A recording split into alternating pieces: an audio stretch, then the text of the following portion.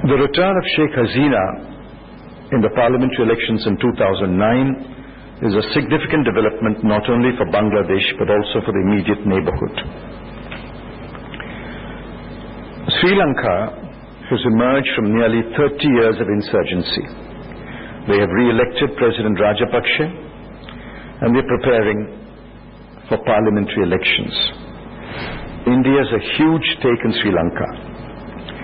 India has invested in Sri Lanka's economic recovery and will need to put in place mechanisms to continue at a pace.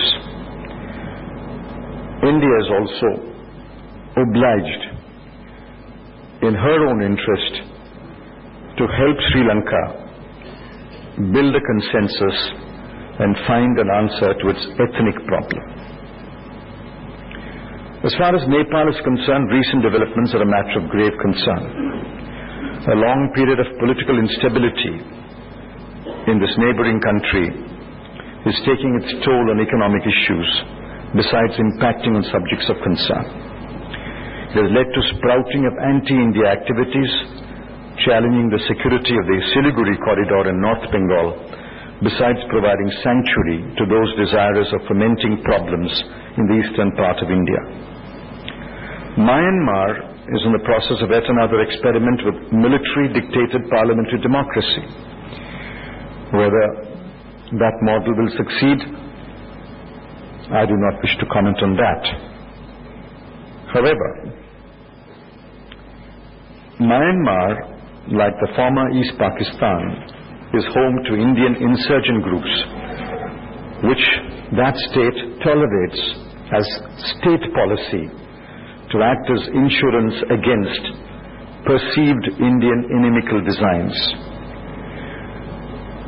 We would have to evolve a policy required to meet the emerging challenges in Myanmar. China, although not quite part of South Asia, is clearly in the driver's seat as far as Asia is concerned. China has made no secret of its ambitions to become the dominant player in South Asia. It is in the driver's seat in our immediate neighborhood, especially in the countries that I referred to above. It has a distinct advantage because it has forged its foreign policy in this region to secure its trade and security interests.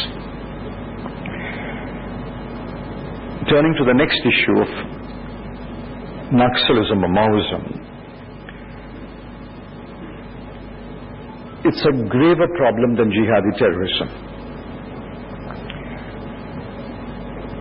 Jihadi terrorism can be countered, and usually successfully, if we are able to share intelligence and act in real time. That is why 2009 was a year free of terrorist attacks. 2010 began with a blot on our record. Pune was indeed a blot, but I hope that we have learnt our lessons from Pune too. Maoism is an even graver threat.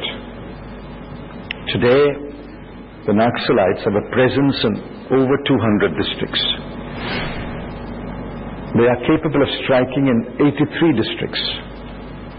They virtually dominate 34 districts. They have declared war on the Indian state. The government, and certainly not I, we do not use words like enemy or war. The Maoists use them routinely. A recent document that we were able to unearth in January 2010 is titled Low Intensity Conflict is the latest counterinsurgency doctrine of the imperialist meaning the Indian government, defeat low-intensity conflict through protracted people's war. That is the title of the document. The document goes on to say that the Maoists must evolve a revolutionary strategy to defeat the enemy It lays emphasis on political, organizational and military preparedness for the outfit. And it spells out a number of steps with the aim of capturing power through an armed liberation struggle. What saddens me is that civil society groups, NGOs, human rights activists do not understand the character of the Maoists. They believe rather naively that the Maoists are friends of the poor and their goal is the emancipation and the development of the poor. Nothing can be further from the truth. The Maoists are anti-development. They do not want the poor to be either emancipated or to become economically free. Why do they demolish school buildings? Why do they blow up railway tracks that are laid in those areas? Why do they plant landmines on roads that are constructed in those areas? Why do they drive away doctors and teachers who are sent to rural India? Their goal is armed liberation struggle. Their sole objective is the seizure of power. And for that, they wish to create what are called liberated zones. They have begun this in areas where the tribals live, because they are the most poor, they're the most illiterate, and the most vulnerable. Their hold on the tribals is not because they are helping the tribals. Their hold on the tribals is largely because they have put the fear of force in the tribals. Their goal is to expand what are called liberated zones. And only yesterday, one of their leaders declared that it's their goal to expand their armed liberation struggle activities to urban areas, set up urban cells, unleash urban guerrilla warfare, and to create chaos in India's cities. Responding to concerns expressed by human rights activists, we have said, yes, we will talk, provided you abjure violence. Why are the Maoists unable to make this simple statement? We abjure violence. They will never abjure violence. And their document says that. We will never lay down arms. We will never abjure violence, because it's part of our policy that we can seize power only through an armed liberation struggle. Faced with that, what does the state do? What should the state do? The state therefore says it is a legitimate right of the state to use that much of force that is necessary to reclaim control over territories where the civil writ does not run. That is precisely the way we have formulated our policy. States have fallen in line.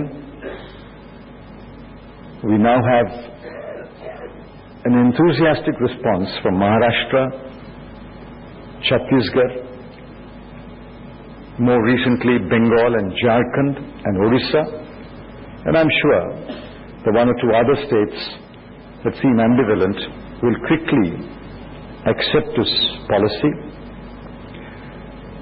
and join the operations against the Maoists.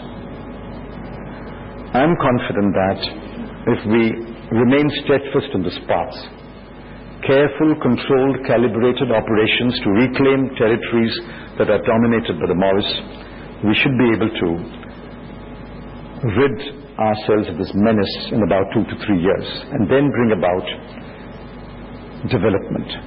As we reclaim control over areas, we should be able to ration development. These are the twin challenges that Arun mentioned. I endorse what he said. One is jihadi terrorism, the other is Maoism. But I think in recent months there is a greater degree of consensus and commonality of approach of how we can face to these twin threats and overcome them. I'm confident that before the term of UPA 2 is over, we would have substantially got rid of the menace of Naxalism, and we would have strengthened our security system to face up to any threat of terror from any corner of the world. Thank you.